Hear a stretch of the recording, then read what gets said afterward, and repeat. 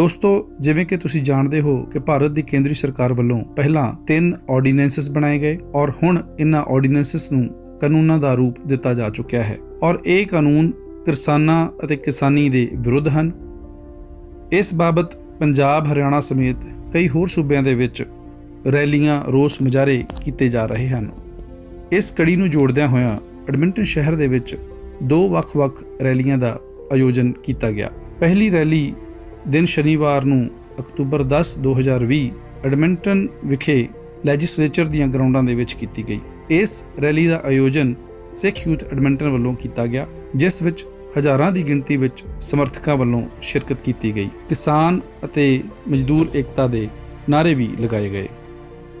ਅਗਲੇ ਦਿਨ ਐਤਵਾਰ ਨੂੰ ਅਕਤੂਬਰ 11 ਮਿਲਵੁੱਡ ਦੀਆਂ ਗਰਾਊਂਡਾਂ ਦੇ ਵਿੱਚ ਹੋਰ ਰੈਲੀ ਦਾ ਆਯੋਜਨ ਕੀਤਾ ਗਿਆ, ਜਿਸ ਵਿੱਚ ਭਰਵੀਂ ਹੁੰਗਾਰਾ ਦਿੱਤਾ ਗਿਆ ਔਰ ਵੱਖ-ਵੱਖ ਬੁਲਾਰਿਆਂ ਨੇ ਭਾਰਤ ਦੀ ਕੇਂਦਰੀ ਸਰਕਾਰ ਦੇ ਵਿਰੁੱਧ ਨਾਅਰੇ ਵੀ ਲਗਾਏ ਔਰ ਇਹ ਕਾਨੂੰਨ ਜਿਹੜੇ ਹਨ ਇਹਨਾਂ ਦੀ ਵਿਆਖਿਆ ਵੀ ਕੀਤੀ ਗਈ ਔਰ ਦੱਸਿਆ ਗਿਆ ਕਿ ਕਿਵੇਂ ਇਹਨਾਂ ਕਾਨੂੰਨਾਂ ਨਾਲ ਕਿਸਾਨੀ ਦਾ ਤੇ ਕਿਸਾਨਾਂ ਦਾ ਨੁਕਸਾਨ ਹੋ ਸਕਦਾ ਹੈ।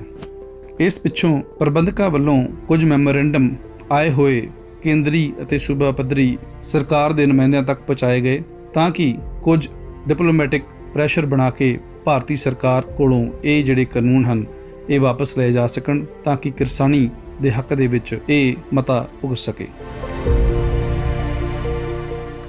देह शिवा बर मोह इह शुभ कर्मन ते कबहू न टरो ना डरो अरसों जब जाए लरो निश्चय करे अपनी जीत करो। वतन दी मिट्टी नाल जुड़े होए मेरे सारे वीरों, भैणों, भरावों ते बच्चियों, अज जो मुसीबत साडी वतन दी धरती ते आई है, जो औकड़ उत्थे आई है, जो सरकार ने काले कानून उत्थे बना दिते हैं, वो सिर्फ तकलीफ उन्हां तक ही नहीं रही, असी हज़ारां मील दूर बैठे साडे हिरदियां तक भी वो पीड़ पहुंची है। इसे करके ही अज आपां सारे इत्थे इकट्ठे होए हैं। ये पहली बार है कि औरतां भी इस जंग विच, इस संघर्ष विच उन्होंने भी अपनी पार्टिसिपेट की है। एक 80 साला औरत जो रोज़ रात नूं धरने ते आउंदी सी, उसकी भी शहादत हो गई। किन्नी तकलीफ उस बजुर्ग औरत नूं पहुंची होएगी। इन्हां काले कानूनां दा की मतलब है? इन्हां ने किसान नूं मजदूर बना देना है अते मजदूर कित्थे जाएगा? अगर किसान दी जेब विच कोई भी पैसा ना होया तो व्यापारी की करेगा, दुकानदार की करेगा? सारा हिंदुस्तान एक गरीबी की दिशा वाल चला जाएगा। इस करके ये जो बाबे नानक की धरती, गुरुआं पीरां की धरती, संतां की, फकीरां की धरती, जो बाबे ने सानू एक बहुत वड्डा फलसफा दिता, बाबे ने जो आप खेती की, करतारपुर साहब खेती करके अन्न उगाया, लंगर लाया, वो पैगाम, वो फलसफा सानू दिता, उन्हां किसान वीरां नूं दिता जिन्हां ने पूरी दुनिया दे विच रोटी अते रोज़ी हर बंदे तक पहुँचाई। अज उसे ही किसान नूं इन्नी तकलीफ क्यों दे रही है भारत सरकार? अज आपां डट जाइए, अज आपां अड़े रहिए, क्योंकि जे अज आपां ना अड़े तो फिर आपां हार जावांगे। इतिहास गवाह है कि हर युग विच औरत ने साथ दिता है, अज भी औरतां साथ दे रही हैं। अगर आदमी ने खेतों विच काम किया तो औरत ने भी घर विच बच्चों की परवरिश की। आदमी ने अगर पशुओं का पट्ठे वड्डे तो औरत ने भी पशुओं दीयां धारां कड्ढियां। मैं ज़रूर ये कहना चाहांगी अपनियां भैणां नूं, इंडिया विच बैठियां नूं, इत्थे भी कि आपां उन्हां दी बैकबोन हाँ, उन्हां वीरां दी, उन्हां भैणां दी। डटे रहो, अड़े रहो, जित साडी ही होवेगी।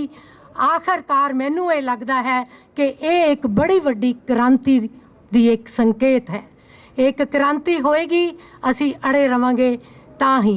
मैं एक नारा देना चाहांगी, नारी शक्ति जिंदाबाद, नारी शक्ति जिंदाबाद, किसान मजदूर जिंदाबाद, किसान मजदूर जिंदाबाद, किसान मजदूर जिंदाबाद। धन्यवाद। मत भुल्लण अवानी अडानी ਇੰਨਾ ਸੌਖਾ ਨਹੀਂ ਅਸੀਂ ਪੰਜਾਬ ਦੀਆਂ ਜ਼ਮੀਨਾਂ 'ਚ ਪੈਰ ਪਾਉਣ ਦੇਣਾ। ਇਹ ਪੰਜਾਬੀ ਨੇ, ਇਹ ਗੁਰੂ ਦੇ ਸ਼ੇਰ ਸਿੰਘ ਨੇ। ਜਿੱਥੋਂ ਤੱਕ ਜਾਣਾ ਪਿਆ ਜਾਵਾਂਗੇ, ਜੋ ਕਰਨਾ ਪਿਆ ਕਰਾਂਗੇ। ਪਿੱਛੇ ਵੀ ਕਰਦੇ ਆਏ ਆ, ਅੱਗੇ ਵੀ ਕਰਾਂਗੇ, ਡਟ ਕੇ ਲੜਾਂਗੇ। ਇੱਕ ਵਾਰ ਜਕਾਰਾ ਲਾਉਣਾ, ਸਮੁੱਚੀ ਸੰਗਤ ਜਕਾਰੇ ਦਾ ਜਵਾਬ ਪੂਰਾ ਠੋਕ ਕੇ ਦਵੇ। ਬੁਲਾਰਿਆਂ ਦੇ ਚਰਨਾਂ 'ਚ ਬੇਨਤੀ ਹੈ, ਜਿਹਨੇ ਗੱਲ ਕਰਨੀ ਹੈ ਠੋਕ ਕੇ ਕਰੇ। ਇਹ ਸਟੇਜ ਹੈ ਜਿਹੜੀ ਸਿੱਖ ਯੂਥ ਦੀ ਸਟੇਜ ਹੈ। ਇੱਥੇ ਰੋਸ ਮੁਜ਼ਾਹਰਾ ਹੋ ਰਿਹਾ ਹਿੰਦੁਸਤਾਨ ਦੀ ਸਰਕਾਰ ਦੇ ਖਿਲਾਫ। ਅਸੀਂ ਕਿਸੇ ਅੱਗੇ ਭੀਖ ਮੰਗਣ ਨਹੀਂ ਆਏ, ਅਸੀਂ ਆਪਣੇ ਹੱਕ ਮੰਗਣ ਆਏ ਹਾਂ। ਹੱਕ ਕਿਵੇਂ ਲੈਣੇ ਨੇ ਸਾਨੂੰ ਭਲੀ ਭਾਂਤ ਪਤਾ ਹੈ। ਮੈਂ ਜਕਾਰਾ ਲਾਵਾਂਗਾ, ਸਮੁੱਚੇ ਵੀਰਾਂ ਨੇ ਜਕਾਰੇ ਦਾ ਠੋਕ ਕੇ ਜਵਾਬ ਦੇਣਾ। ਬੋਲੇ ਸੋ ਨਿਹਾਲ। ਦੇਖ ਰਾਜ ਕਰੇਗਾ, ਰਾਜ ਕਰੇਗਾ, ਰਾਜ ਕਰੇਗਾ। ਇਹ ਜਿਹੜੇ ਮੋਦੀ ਸਰਕਾਰ ਨੇ ਬਿੱਲ ਪਾਸ ਕੀਤੇ ਆ, ਅਸੀਂ ਐਡਵੈਂਟੇਜ ਸੰਗਤ ਸਾਰੀ ਇਹਨੂੰ ਮੰਨਦੀ ਨਹੀਂ, ਨਾ ਹੀ ਕਿਸਾਨ ਏਕਤਾ ਮੰਗਦੀ ਆ ਇਹਨੂੰ। ਮੋਦੀ ਸਰਕਾਰ ਤਾਂ ਮੁਰਦਾਬਾਦ ਸੀ ਤਾਂ ਮੁਰਦਾਬਾਦ ਰਹਿਣੀ ਆ। ਇੱਕ ਇਤਰਾਜ਼ ਆਉਂਦਾ ਸੀ ਵੀ ਕਬੱਡੀ ਵਾਲੇ ਨਹੀਂ ਤੁਰੇ ਪਲੇਅਰ। ਮੈਂ ਤਾਂ ਪਲੇਅਰਾਂ ਵੱਲੋਂ ਆਇਆ। ਐਡਵੈਂਟੇਜ ਵਿੱਚ ਜਿੰਨੇ ਪੁਰਾਣੇ ਪਲੇਅਰ ਆ, ਨਵੇਂ ਪਲੇਅਰ ਆ, ਸਾਰੇ ਮੇਰੇ ਵੀਰ ਨੂੰ ਬੇਨਤੀ ਕੀਤੀ ਸੀ। ਸਾਰੇ ਵੀਰ ਇੱਥੇ ਪਹੁੰਚੇ ਆ ਤੇ ਕਿਸਾਨਾਂ ਦੇ ਨਾਲ ਆ, ਸਾਰੇ ਨੌਜਵਾਨ ਨਾਲ ਆ ਕਿਸਾਨਾਂ ਦੇ। ਅਸੀਂ ਕਿਸਾਨਾਂ ਦੇ ਨਾਲ ਖੜੇ ਆ, ਕਿਸਾਨਾਂ ਦੇ ਪੋਤੇ, ਕਿਸਾਨਾਂ ਨਾਲ ਖੜਨਾ ਹੀ ਆਪਾਂ। ਸਾਡੀਆਂ ਜ਼ਮੀਨਾਂ ਵੀ ਉੱਥੇ ਆ। ਮੈਂ ਨਾਰੇ ਲਾਉਣੇ ਆ, 1 ਮਿੰਟ ਲਾਉਣੇ ਆ। ਸਾਰੇ ਮੇਰੇ ਭਰਾ ਸਹਿਯੋਗ ਦਿਓ। ਮੋਦੀ ਸਰਕਾਰ ਮੁਰਦਾਬਾਦ, ਮੋਦੀ ਸਰਕਾਰ ਮੁਰਦਾਬਾਦ, ਕਿਸਾਨ ਏਕਤਾ ਜਿੰਦਾਬਾਦ, ਕਿਸਾਨ ਏਕਤਾ ਜਿੰਦਾਬਾਦ। ਇਹ ਮੋਦੀ ਜਿਹੜੀ ਸਰਕਾਰ ਚਾਹੁੰਦੀ ਹੈ ਪੰਜਾਬ 'ਚ ਨਸ਼ੇ ਬਣਤੇ ਆ, ਖਤਮ ਹੋ ਗਿਆ। ਪਰ ਇਹਨਾਂ ਨੂੰ ਇਹ ਨਹੀਂ ਪਤਾ, ਇਹ ਪੰਜਾਬ ਦੀਆਂ ਜੜ੍ਹਾਂ, ਸਿੱਖਾਂ ਦੀਆਂ ਜੜ੍ਹਾਂ ਗੁਰੂ ਨਾਨਕ ਦੇਵ ਜੀ ਨੇ ਲਾਈਆਂ ਤੇ ਗੁਰੂ ਗੋਬਿੰਦ ਸਿੰਘ ਮਹਾਰਾਜ ਨੇ ਛੋਟੇ ਸਾਹਿਬਜ਼ਾਦੇ ਨੀਹਾਂ 'ਚ ਚੜਾ ਕੇ ਇਹ ਨੀਹਾਂ ਨੂੰ ਪਾਣੀ ਦਿੱਤਾ। ਇਹ ਨਹੀਂ ਮੁੱਕਣੀ। ਤੇ ਮੈਂ ਸਾਰੀ ਸੰਗਤ ਦਾ ਹੱਥ ਜੋੜ ਕੇ ਧੰਨਵਾਦ ਕਰਦਾ ਜਿਹੜੇ ਇੱਥੇ ਪਹੁੰਚੇ ਆ ਜੀ। ਵਾਹਿਗੁਰੂ ਜੀ ਕਾ ਖਾਲਸਾ, ਸ਼੍ਰੀ ਵਾਹਿਗੁਰੂ ਜੀ ਕੀ ਫਤਿਹ। ਮਹਾਰਾਜਾ ਰਣਜੀਤ ਸਿੰਘ ਵਰਗਾ ਰਾਜ ਨਹੀਂ ਕਿਸੇ ਨੇ ਕੀਤਾ। ਉਹ ਰਾਜ ਦਿੱਤਾ ਸਿੱਖ ਕੌਮ ਨੂੰ, ਜਿਹਨੂੰ ਕੀ ਬਾਹਰਲੀਆਂ ਗੌਰਮੈਂਟਾਂ ਕੀ ਸਾਰੀ ਦੁਨੀਆ ਮੰਨਦੀ ਆ। ਉਹਦੇ ਵਿੱਚ ਹਿੰਦੂ, ਮੁਸਲਿਮ, ਸਿੱਖ ਤੇ ਬਾਹਰਲੀਆਂ ਕੰਟਰੀਆਂ ਤੋਂ ਗੋਰੇ ਵੀ ਜੋਬਾਂ ਕਰਦੇ ਸਨ। ਅਸੀਂ ਉਹਨਾਂ ਦੇ ਵਾਰਸ ਹਾਂ ਵੀਰੋ। ਉਸ ਤੋਂ ਬਾਅਦ ਕੀ ਹੁੰਦਾ, ਕਰਤਾਰ ਸਿੰਘ ਸਰਾਭਾ ਜਦੋਂ ਸਾਡਾ ਹਿੰਦੁਸਤਾਨ ਨੂੰ ਆਜ਼ਾਦ ਕਰਵਾਉਂਦਾ, ਤੇ ਮੈਂ ਵੀਰਾਂ ਨੂੰ ਪੇਸ਼ ਕਰੂੰਗਾ ਕਰਤਾਰ ਸਿੰਘ ਸਰਾਭਾ, ਜਿਹਦੀ ਸ਼ਹੀਦੀ ਨੂੰ ਰੋਲਣ ਦੀ ਟਰਾਈ ਕਰਦੀ ਆ ਇੰਡੀਆ ਗੌਰਮੈਂਟ। ਇਸ ਕਰਕੇ ਹੀ ਮੈਂ ਇਹਦੀ ਕਰਤਾਰ ਸਿੰਘ ਸਰਾਭਾ ਦੀ ਫੋਟੋ ਬਣਾਈ ਆ। ਕਰਤਾਰ ਸਿੰਘ ਸਰਾਭੇ ਨੇ ਜਾਂ ਅਸੀਂ ਸਭ ਤੋਂ ਜ਼ਿਆਦੀਆਂ ਕੁਰਬਾਨੀਆਂ ਦਿੱਤੀਆਂ, ਪਰ ਉਹਦੇ ਵਿੱਚੋਂ ਕੀ ਨਿਕਲਿਆ? ਇੰਡੀਆ ਪਾਕਿਸਤਾਨ। ਅਸੀਂ ਖਾਲੀ ਰਹਿ ਗਏ ਵੀਰੋ। ਇਸ ਤੋਂ ਬਾਅਦ ਘੜੀ ਕਿਹੜੀ ਹੁੰਦੀ ਆ? ਵਿਪਤਾ ਦੀ ਘੜੀ ਸ਼ੁਰੂ ਹੁੰਦੀ ਆ। ਸਾਡੇ ਤੋਂ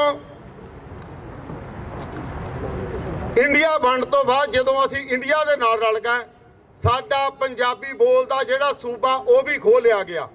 ਤੇ ਸਾਨੂੰ ਉਹਦੇ ਲਈ ਵੀ ਕੀ ਕਰਨਾ ਪਿਆ? ਜੋ ਆਪਾਂ ਅੱਜ ਕਰ ਰਹੇ ਆ, ਮੋਰਚੇ ਲਾ ਕੇ ਸਾਨੂੰ ਪੰਜਾਬੀ ਸੂਬਾ ਦਿੱਤਾ ਗਿਆ, ਉਹ ਵੀ ਲੰਗੜਾ। ਪੰਜਾਬੀ ਬੋਲਦੇ ਇਲਾਕੇ ਵੀ ਸਾਡੇ ਤੋਂ ਖੋਹ ਲੈ ਗਏ। ਮੈਂ ਵੀਰਾਂ ਨੂੰ ਕਰੂੰਗਾ, ਉਸ ਤੋਂ ਬਾਅਦ ਸਾਡਾ ਖੋਇਆ ਪਾਣੀ। ਮੈਨੂੰ ਇਹ ਦੱਸੋ, ਜਿਹੜੇ ਸਾਡੇ ਨਾਲ ਲੱਗਦੇ ਸੂਬੇ ਆ, ਉਹ ਸਾਨੂੰ ਕੋਈ ਫ੍ਰੀ ਚੀਜ਼ ਦਿੰਦੇ ਆ? ਪਰ ਸਾਡਾ ਪਾਣੀ ਖੋਹ ਲਿਆ। ਜਿੱਥੇ ਸਾਡੀਆਂ 40 ਫੁੱਟ ਤੇ ਜਾਂ 30 ਫੁੱਟ ਤੇ ਜਾਂ 20 ਫੁੱਟ ਤੇ ਮੋਟਰਾਂ ਸੀ, ਅੱਜ ਸਮਰਸੀਬਲ ਵੀ 250 ਦੇ ਪਹੁੰਚ ਗਈ ਆ। ਇਹ ਨੇ ਗੁਲਾਮੀ ਦੀਆਂ ਨਿਸ਼ਾਨੀਆਂ। ਉਸ ਤੋਂ ਬਾਅਦ ਕੀ ਲੱਗਦਾ, ਜਿਹੜੀ ਆ ਸੰਤਾਂ ਦੀ ਆਮ ਫੋਟੋ ਦੇਖ ਰਹੇ ਨਾ, ਜੇ ਆਪਾਂ ਸੰਤਾਂ ਦਾ ਉਦਣ ਵੀ ਸਾਥ ਦਿੱਤਾ ਹੁੰਦਾ ਤੇ ਸ਼ਾਇਦ ਆਪਾਂ ਨੂੰ ਅੱਜ ਆਹ ਦਿਨ ਨਾ ਦੇਖਣੇ ਪੈਂਦੇ। ਧਰਮ ਯੁੱਧ ਮੋਰਚੇ ਦੇ ਵਿੱਚ ਇਹ ਗੱਲਾਂ ਲਿਖੀਆਂ ਸੀ ਜਿਹੜੀਆਂ ਆਪਾਂ ਅੱਜ ਮੰਗ ਰਹੇ ਆ। ਆਪਾਂ ਧਰਮ ਯੁੱਧ ਮੋਰਚਾ ਵੀ ਫੇਲ ਕਰ ਦਿੱਤਾ। ਉਸ ਤੋਂ ਬਾਅਦ ਵੀਰੋ ਅਜੇ ਗੱਲ ਮੁੱਕੀ ਨਹੀਂ ਗੁਲਾਮੀ ਦੀ, ਫੇਰ ਤੁਹਾਡਾ ਤਖਤ ਢਾ ਦਿੱਤਾ ਗਿਆ। ਅੱਜ ਤੱਕ ਕਦੇ ਹੋਇਆ ਵੀ ਕਿਸੇ ਕੰਟਰੀ ਦੀ ਆਰਮੀ ਆਪਣੀ ਕੰਟਰੀ ਨਾਲ ਲੜਦੀ ਹੋਵੇ? ਅਸੀਂ ਫੇਰ ਵੀ ਨਹੀਂ ਕੁਛ ਸਿੱਖੇ। ਇਹ ਨੇ ਗੁਲਾਮੀ ਦੀਆਂ ਨਿਸ਼ਾਨੀਆਂ। ਵੀਰੋ ਗੱਲ ਫੇਰ ਵੀ ਨਹੀਂ ਮੁੱਕੀ। ਫੇਰ ਸਾਡੀ ਨੌਜਵਾਨ ਜਵਾਨੀ ਨੂੰ ਕੋ ਕੇ ਮਾਰਿਆ ਗਿਆ। ਇੱਥੇ ਮੇਰਾ ਵੀਰ ਆ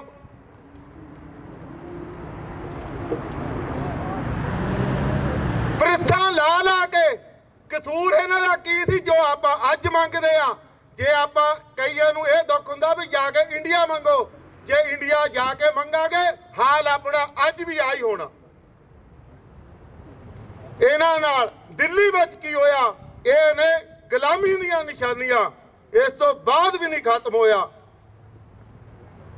ਖਾਲੜਾ ਸਾਹਿਬ ਲਾਸ਼ਾਂ ਲੱਭਦੇ ਖੁਦ ਵੀ ਲਾਸ਼ ਬਣ ਗਏ। ਅੱਜ ਅਸੀਂ ਉਹਨਾਂ ਦਾ ਮੁੱਲ ਬਹੁਤ ਪਾ ਰਹੇ ਆ ਕਿ ਖਾਲੜਾ ਸਾਹਿਬ, ਜਿੱਦਣ ਖਾਲੜਾ ਸਾਹਿਬ ਜੀਂਦੇ ਸੀ ਨਾ, ਉਦੋਂ ਉਹਨਾਂ ਨੂੰ ਕੋਈ ਨਹੀਂ ਸੀ ਪੁੱਛਦਾ। ਹੁਣ ਮੈਂ ਉਸ ਜਰਨੈਲ ਦੀ ਗੱਲ ਕਰੂੰਗਾ, ਸਰਦਾਰ ਸਿਮਰਨਜੀਤ ਸਿੰਘ ਮਾਨ, ਜਿਨ੍ਹਾਂ ਨੇ ਆਪਣੀ ਸਾਰੀ ਉਮਰ ਲਾਤੀ, ਪਰ ਉਹਦੇ ਡੱਬੇ 'ਚੋਂ ਵੋਟਾਂ ਕਿੰਨੀਆਂ ਨਿਕਲਦੀਆਂ? 40 45। ਸਿਰਫ ਉਹਦਾ ਕਸੂਰ ਕੀ ਸੀ? ਉਹ ਬਾਕੀ ਲੀਡਰਾਂ ਵਾਂਗੂ ਵਿਕਿਆ ਨਹੀਂ।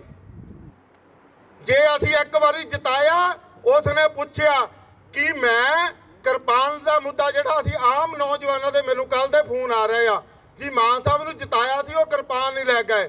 ਮੇਰੇ ਵੀਰੋ, ਇਹ ਹਿੰਦੁਸਤਾਨ ਦੇ ਸੰਵਿਧਾਨ ਵਿੱਚ ਲਿਖਿਆ ਹੋਇਆ 6 ਇੰਚ ਦੀ ਕਿਰਪਾਨ ਅਸੀਂ ਪਾ ਸਕਦੇ ਆ ਤੇ 3 ਫੁੱਟ ਦੀ ਕਿਰਪਾਨ ਅਸੀਂ ਕੈਰੀ ਵੀ ਕਰ ਸਕਦੇ ਆ। ਈਵਨ ਇੰਡੀਆ ਵਿੱਚ ਅਸੀਂ ਫਲਾਈਟ ਕਰਨੀ ਹੋਵੇ ਤੇ ਉਹਦੇ ਤੇ ਰੋਕ ਨਹੀਂ ਹੈਗੀ। ਇਸ ਕਰਕੇ ਮਾਨ ਸਾਹਿਬ ਸੀਗੇ। ਜਦੋਂ ਮਾਨ ਸਾਹਿਬ ਦੂਜੀ ਵਾਰੀ ਜਿੱਤਦੇ ਆ, ਉਸ ਟਾਈਮ ਅਕਾਲ ਤਖਤ ਤੇ ਪੇਸ਼ ਹੁੰਦੇ ਆ। ਅਕਾਲ ਤਖਤ ਦਾ ਜਥੇਦਾਰ ਸੀ ਰਣਜੀਤ ਸਿੰਘ। ਉਹ ਹੁਕਮ ਕਰਦਾ, ਮਾਨ ਸਾਹਿਬ ਤੁਸੀਂ ਕਿਰਪਾਨ ਦਾ ਮੁੱਦਾ ਛੱਡੋ ਤੇ ਪਾਰਲੀਮੈਂਟ ਵਿੱਚ ਜਾਵੋ। ਤੇ ਸਰਦਾਰ ਮਾਨ ਦੀਆਂ ਅੱਜ ਤੱਕ ਸਭ ਤੋਂ ਜ਼ਿਆਦੀਆਂ ਹਾਜ਼ਰੀਆਂ ਆ ਉੱਥੇ ਦੀਆਂ, ਪਾਰਲੀਮੈਂਟ ਦੀਆਂ ਸਭ ਤੋਂ ਜ਼ਿਆਦਾ ਆ। ਜੋ ਉਹਨਾਂ ਨੇ ਉਸ ਟਾਈਮ ਕੀਤਾ ਉਹ ਅੱਜ ਵੀ ਕਰ ਰਹੇ ਨੇ।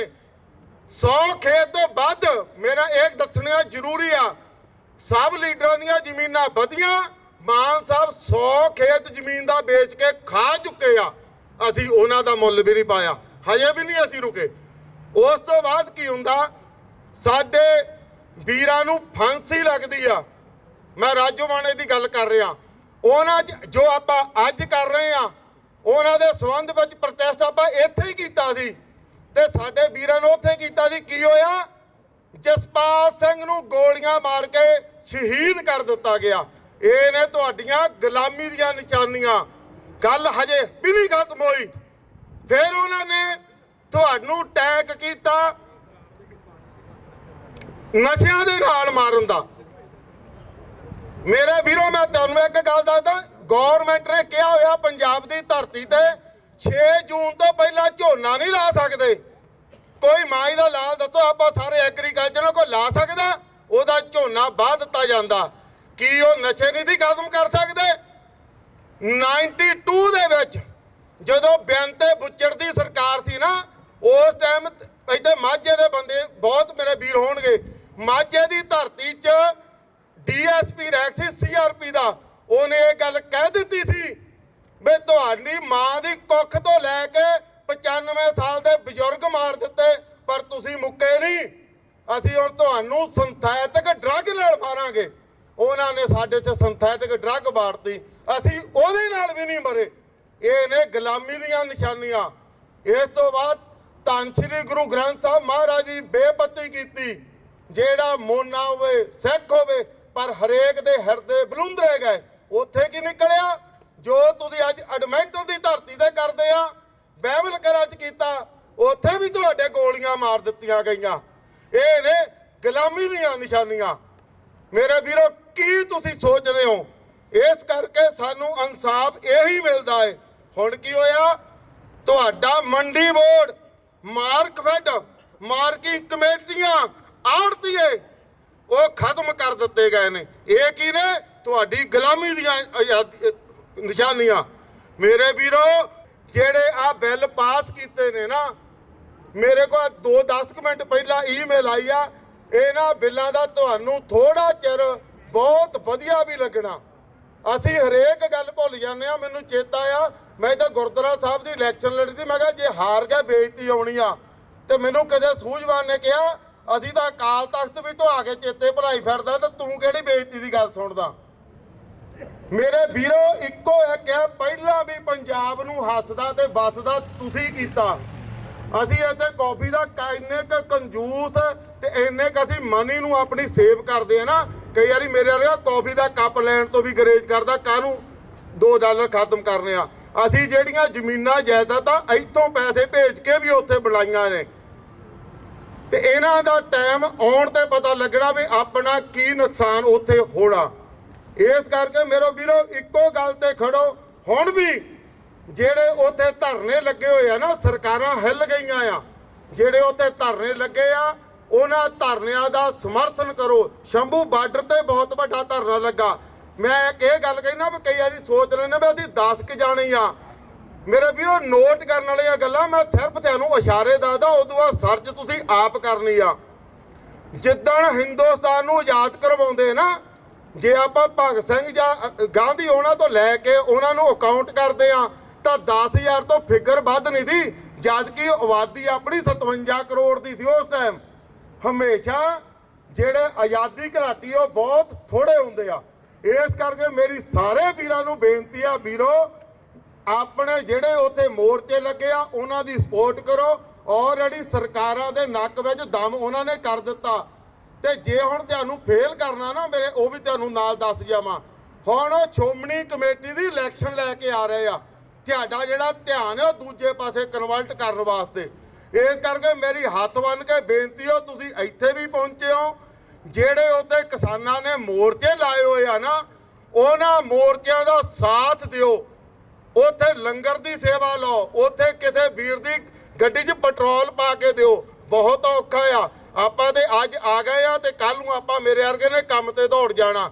ਤੇ ਦੂਜੀ ਮੇਰੀ ਬੇਨਤੀ ਮੇਰੇ ਵੀਰੋ ਇਹ ਆ ਕਿ ਜਿਹੜੇ ਮੇਰੇ ਵੀਰ ਉੱਥੇ ਨਾ ਖੇਤੀ ਕਰਦੇ ਆ, ਉਹਨਾਂ ਨੂੰ ਇੱਕੋ ਬੇਨਤੀ ਕਰੋ, ਜਿਹੜੀ ਆਪਣੀ ਨਾ ਝੋਨਾ ਤੇ ਕਣਕ ਜਿਹੜੀਆਂ ਫਸਲਾਂ, ਉਹ ਮਾਰਕਿੰਗ ਕਮੇਟੀ ਤੋਂ ਬਗੈਰ ਤੇ FGI ਤੋਂ ਬਗੈਰ ਨਾ ਵੇਚਿਓ।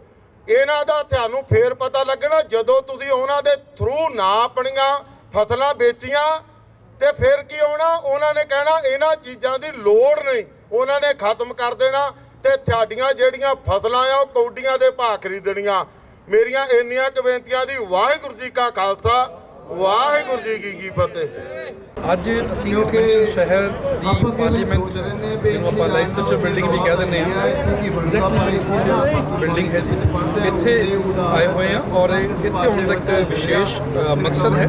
ਮਕਸਦ ਇਹ ਹੈ ਕਿ ਐਡਮਿੰਟਨ ਵਾਸੀ ਜਿਹੜੇ ਨੇ ਉਹ ਪੰਜਾਬ ਦੇ ਕਿਸਾਨਾਂ ਦੇ ਹੱਕ ਵਿੱਚ ਇੱਕ ਹਾਂ ਦਾ ਨਾਰਾ ਮਾਰਨ ਇੱਥੇ ਇਕੱਤਰ ਹੋਏ ਹਨ। ਤੁਸੀਂ ਜਾਣਦੇ ਹੋ ਕਿ ਪੰਜਾਬ ਦੇ ਵਿੱਚ ਜਾਂ ਭਾਰਤ ਦੇ ਵਿੱਚ ਭਾਰਤ ਸਰਕਾਰ ਨੇ 3 ਜਿਹੜੇ ਪਹਿਲਾਂ ਆਰਡੀਨੈਂਸਸ ਸੀਗੇ, ਹੁਣ ਉਹ ਐਕਟ ਬਣ ਚੁੱਕੇ ਨੇ, ਜਿਹੜੇ ਕਿ ਕਿਸਾਨਾਂ ਦੇ ਹੱਕਾਂ ਦੇ ਵਿੱਚ ਨਹੀਂ ਭੁਗਤਦੇ। ਉਹਨਾਂ ਦੇ ਵਿਰੋਧ ਦੇ ਵਿੱਚ ਇੱਥੇ ਹਜ਼ਾਰਾਂ ਦੀ ਗਿਣਤੀ ਵਿੱਚ ਐਡਮਿੰਟਨ ਵਾਸੀ ਜਿਹੜੇ ਨੇ ਉਹ ਇਕੱਠੇ ਹੋਏ ਨੇ। ਤੁਸੀਂ ਦੇਖ ਸਕਦੇ ਹੋ ਕਿ ਇਹ ਜਿਹੜਾ ਪ੍ਰੋਟੈਸਟ ਹੈ ਕਾਫੀ ਵੱਡਾ ਹੁੰਦਾ ਜਾ ਰਿਹਾ ਹੈ। ਹੁਣ ਧਿਆਨ ਨਾਲ ਸੁਣਿਓ, ਨਾਰੇ ਵੀ ਲੱਗ ਰਹੇ ਨੇ ਭਾਰਤ ਸਰਕਾਰ ਦੇ ਜਿਹੜੇ ਕਾਨੂੰਨ ਨੇ ਉਹਨਾਂ ਦੇ ਖਿਲਾਫ। ਬਹੁਤ ਲੰਮਾ ਸਮਾਂ ਜਿਹੜੇ ਇੱਥੇ ਐਡਮਿੰਟਨ ਵਾਸੀ ਇਕੱਤਰ ਹੋਏ ਨੇ, ਇਹਨਾਂ ਸਾਰਿਆਂ ਦਾ ਇੱਥੇ ਇਕੱਤਰ ਹੋਣ ਦਾ ਮਕਸਦ ਇਹ ਆ ਕਿ ਭਾਰਤ ਦੇ ਕਿਸਾਨਾਂ ਦੇ ਹੱਕ ਵਿੱਚ ਖੜੇ ਰਹੇ। ਕਈ ਲੋਕ ਸੋਚਦੇ ਨੇ ਵੀ ਇੱਥੇ ਇਕੱਤਰ ਹੋਣ ਦਾ ਕੀ ਫਾਇਦਾ। ਇਹ ਇੱਕ ਪ੍ਰੈਸ਼ਰ ਬਿਲਡ ਕਰਨਾ ਹੁੰਦਾ ਵਾ ਤਾਂ ਕਿ ਜਿਹੜੀਆਂ ਸਰਕਾਰਾਂ ਭਾਰਤ ਦੇ ਵਿੱਚ ਕੰਮ ਕਰਦੀਆਂ ਨੇ ਉਹਨਾਂ ਨੂੰ ਦੱਸਿਆ ਜਾਵੇ ਕਿ ਜਿਹੜੇ ਤੁਸੀਂ ਲਾਅ ਬਣਾਏ ਨੇ ਬਿਲਕੁਲ ਕਿਸਾਨਾਂ ਦੇ ਹੱਕਾਂ ਦੇ ਵਿੱਚ ਨਹੀਂ ਆ। ਤੇ ਸਾਨੂੰ ਵੀ ਉਸੇ ਤਰ੍ਹਾਂ ਫਿਰ ਮੈਂ ਗੁਜ਼ਾਰਿਸ਼ ਕਰਾਂਗਾ ਆਪਣੇ ਵਰਗੇ ਬਣਾਉਣਾ ਚਾਹੁੰਦੇ ਸਨ, ਦਿਖਾਇਆ ਜਾਵੇ ਕਿ ਕਿਵੇਂ ਮੈਂ ਬੇਨਤੀ ਕਰਾਂ ਅਲਬਰਟਾ ਦੀ ਲੈਜਿਸਲੇਚਰ ਆ ਉਹਦੇ ਸਾਹਮਣੇ ਸਿੱਖ ਸੰਤਾਂ ਨੇ ਬਹੁਤ ਵੱਡੀ ਗਿਣਤੀ ਵਿੱਚ ਇਕੱਤਰ ਹੋਈਆਂ ਨੇ। ਗੱਲ ਨਹੀਂ ਬਣੀ ਔਰ ਮਕਸਦ ਉਹੀ ਆ ਕਿ ਜਿਹੜੇ ਸਾਡੇ ਕਿਸਾਨ ਭਰਾ ਨੇ ਭਾਰਤ ਦੇ ਵਿੱਚ ਪੰਜਾਬ ਦੇ ਵਿੱਚ ਉਹਨਾਂ ਦੇ ਹੱਕਾਂ ਦੇ ਵਿੱਚ ਇਕੱਤਰ ਹੋਏ ਨੇ ਤਾਂ ਕਿ ਜਿਹੜੇ ਕਿਸਾਨ ਮਾਰੂ ਕਾਨੂੰਨ ਬਣਾਏ ਗਏ ਨੇ ਉਹਨਾਂ ਨੂੰ ਵਾਪਸ ਲੈਣ ਲਈ ਇੱਕ ਤਰ੍ਹਾਂ ਦਾ ਦਬਾਅ ਬਣਾਇਆ ਜਾ ਸਕੇ। ਪੰਜਾਬੀ ਨੈਸ਼ਨਲ ਟੈਲੀਵਿਜ਼ਨ ਦੇਖ ਰਹੇ ਸਾਰੇ ਹੀ ਦਰਸ਼ਕਾਂ ਦਾ ਐਡਮਿੰਟਨ ਸ਼ਹਿਰ ਤੋਂ ਬਹੁਤ ਬਹੁਤ ਸਵਾਗਤ ਹੈ ਜੀ। ਅੱਜ ਅਸੀਂ ਐਡਮਿੰਟਨ ਸ਼ਹਿਰ ਦੇ ਵਿੱਚ ਮਿਲਵੁੱਡਸ ਦੀਆਂ ਗਰਾਊਂਡਾਂ ਦੇ ਵਿੱਚ ਇੱਥੇ ਇਕੱਤਰ ਹੋਏ ਹਾਂ ਔਰ ਤੁਸੀਂ ਦੇਖ ਰਹੇ ਹੋ ਕਿ ਇੱਥੇ ਇੱਕ ਬਹੁਤ ਵੱਡੀ ਰੈਲੀ ਹੋ ਰਹੀ ਹੈ ਕਿਸਾਨਾਂ ਦੇ ਹੱਕ ਦੇ ਵਿੱਚ ਔਰ ਇਸ ਰੈਲੀ ਦੇ ਕੀ ਮੋਟਿਵਸ ਨੇ, ਕਿਉਂ ਇਕੱਤਰ ਹੋਏ ਹੈ, ਇਹ ਸਭ ਨਾਲ ਗੱਲਬਾਤ ਕਰਨ ਵਾਸਤੇ ਸਾਡੇ ਨਾਲ ਜੁੜੇ ਹਨ ਸਰਦਾਰ ਪਾਲ ਸਿੰਘ ਗਰੇਵਾਲ। ਭਾਜੀ ਬਹੁਤ ਬਹੁਤ ਸਵਾਗਤ ਹੈ ਤੁਹਾਡਾ। ਔਰ ਸਾਡੇ ਦਰਸ਼ਕਾਂ ਨਾਲ ਇਹ ਜ਼ਰੂਰ ਦੱਸੋ ਜੀ ਕਿ ਇਹ ਜਿਹੜੇ ਆਰਡੀਨੈਂਸਸ ਸੀਗੇ ਪਹਿਲਾਂ ਹੁਣ ਲਾਅ ਬਣ ਚੁੱਕੇ ਨੇ, ਇਹ ਕੀ ਨੇ ਔਰ ਅਸੀਂ ਅੱਜ ਇਕੱਤਰ ਹੋਏ ਹਾਂ, ਕੀ ਸੋਲਿਊਸ਼ਨਸ ਕੀ ਅਸੀਂ ਲੈ ਕੇ ਆ ਰਹੇ ਹਾਂ? ਹਾਂਜੀ, ਪਹਿਲੀ ਗੱਲ ਹੈ ਵੀ ਜਿਹੜੇ ਹਿੰਦੁਸਤਾਨ ਦੀ ਸਰਕਾਰ ਨੇ ਜਿਹੜੀ ਡੈਮੋਕ੍ਰੇਸੀ ਦੇ ਵਿੱਚ ਇਹਨਾਂ ਨੂੰ ਇੱਕ ਕਾਨੂੰਨ ਦੇ ਤੌਰ ਤੇ ਪਾਸ ਕੀਤਾ ਹੈ, ਬੜੀ ਇੱਕ ਅੰਡਰਹੈਂਡਡ ਅਪਰੋਚ ਲਈ ਗਈ ਤੇ ਕਿਉਂਕਿ ਹਮੇਸ਼ਾ ਜਿਹੜੇ ਕਾਇਦੇ ਕਾਨੂੰਨ ਨੇ ਡੈਮੋਕ੍ਰੇਸੀ ਦੇ ਵਿੱਚ ਲੋਕ ਸਭਾ ਦੇ ਵਿੱਚ ਜਿਹੜੇ ਪਾਰਲੀਮੈਂਟਸ ਦੇ ਮੈਂਬਰਸ ਹੁੰਦੇ ਨੇ ਉਹਨਾਂ ਦੇ ਸੁਝਾਵਾਂ ਦੇ ਨਾਲ, ਉਹਨਾਂ ਦੀ ਡਿਬੇਟ ਦੇ ਨਾਲ ਤੇ ਜਿਹੜੀ ਆਮ ਸਿਟੀਜ਼ਨ ਦੀ ਇਨਪੁਟ ਦੇ ਨਾਲ ਕੀਤਾ ਜਾਂਦਾ। ਪਰ ਲੇਕਿਨ ਜਿਹੜੀ ਇਹਨਾਂ ਨੇ ਫਾਇਦਾ ਲਿਆ ਕਿ ਆਪਣੀ ਇੱਕ ਸਿਲੈਕਟ ਕਮੇਟੀਜ਼ ਜਾਂ ਜਿਹੜੇ ਮਿਨਿਸਟਰਸ ਨੇ ਉਹਨਾਂ ਦੇ ਰਾਹੀਂ ਆਪਣਾ ਇੱਕ ਪ੍ਰਪੋਜ਼ਲ ਕਰਕੇ ਔਰ ਪ੍ਰੈਜ਼ੀਡੈਂਟ ਤੋਂ ਸਾਈਨ ਕਰਵਾ ਕੇ ਵਿਦਆਊਟ ਐਨੀ ਇਨਪੁਟ ਜਿਹੜੀ ਹੈ ਆਮ ਸਿਟੀਜ਼ਨ ਦੀ ਤੇ ਵਿਦਆਊਟ ਐਨੀ ਇਨਪੁਟ ਜਿਹੜੀ ਹੈ ਲੋਕ ਸਭਾ ਦੇ ਮੈਂਬਰਾਂ ਦੀ, ਉਹਨਾਂ ਨੂੰ ਇੱਕ ਕਾਨੂੰਨ ਬਣਾ ਕੇ ਲੋਕਾਂ ਤੇ ਥੋਪਿਆ ਗਿਆ ਤੇ ਉਹਦੇ ਵਾਸਤੇ ਸਾਡੇ ਕੋਲੇ ਇਸ ਵਕਤ ਕੋਈ ਵੀ ਰੈਮਡੀ ਨਹੀਂ ਹੈ। ਸੋ ਇਹ ਜਿਹੜੇ ਕਾਨੂੰਨ ਜਾਂ ਜਿਨ੍ਹਾਂ ਨੂੰ ਆਰਡੀਨੈਂਸਸ ਦੇ ਰੂਪ ਦੇ ਵਿੱਚ ਹੁਣ ਕਾਨੂੰਨ ਦੇ ਤੌਰ ਤੇ ਲਾਗੂ ਕੀਤਾ ਗਿਆ, ਉਹਦੇ ਵਿੱਚ ਜਿਹੜਾ ਆਮ ਕਿਸਾਨ ਹੈ, ਆਮ ਸ਼ਹਿਰੀ ਹੈ, ਪੰਜਾਬ ਦਾ ਹੀ ਨਹੀਂ, ਹਿੰਦੁਸਤਾਨ ਦਾ ਨਹੀਂ, ਲੇਕਿਨ ਉਸ ਤੋਂ ਬਾਹਰ ਜਿਹੜੇ ਅਸੀਂ ਆਪਣੇ ਨਾਨ ਰੈਜ਼ੀਡੈਂਟ ਇੰਡੀਅਨਸ ਬੈਠੇ ਨੇ ਉਹਨਾਂ ਦੇ ਵੀ ਹੱਕਾਂ ਤੇ ਮੈਂ ਸਮਝਦਾ ਕਿ ਡਾਕਾ ਮਾਰਿਆ। ਬਿਲਕੁਲ ਹੁਣ ਉਹਦੇ ਵਿੱਚ ਜਿਹੜੇ ਇਹਨਾਂ ਨੇ 3 ਆਰਡੀਨੈਂਸ ਪਾਸ ਕੀਤੇ ਨੇ, ਉਹ ਤਿੰਨਾਂ ਆਰਡੀਨੈਂਸਸ ਦੇ ਵਿੱਚੋਂ ਜੇ ਮੈਂ ਤੁਹਾਨੂੰ ਸੰਖੇਪ ਦੇ ਵਿੱਚ ਦੱਸਦੇ ਹਾਂ ਵੀ ਜਿਸ ਤਰੀਕੇ ਨਾਲ ਇੱਕ ਮੰਡੀ ਬੋਰਡ ਹੈ, ਉਹਦਾ ਤਕਰੀਬਨ ਉਹਨੂੰ ਖਤਮ ਨਹੀਂ ਕੀਤਾ ਗਿਆ ਪਰ ਲੇਕਿਨ ਉਹਦੀ ਕਬਰ ਜ਼ਰੂਰ ਖੋਦ ਦਿੱਤੀ ਗਈ ਹੈ। ਉਹਦਾ ਕਾਰਨ ਹੈ ਵੀ ਇੱਕ ਨੈਸ਼ਨਲ ਮਾਰਕੀਟ ਕ੍ਰੀਏਟ ਕੀਤੀ ਜਾ ਰਹੀ ਹੈ, ਜਦੋਂ ਕਿ ਇਨਫਰਾਸਟ੍ਰਕਚਰ ਉਸ ਨੈਸ਼ਨਲ ਮਾਰਕੀਟ ਦੇ ਵਿੱਚ ਕਿਸਾਨ ਨੂੰ ਉਹਦਾ ਬੈਨੀਫਿਟ ਲੈਣ ਵਾਸਤੇ ਇਨਫਰਾਸਟ੍ਰਕਚਰ ਬਿਲਕੁਲ ਵੀ ਕੁਝ ਨਹੀਂ ਹੈ।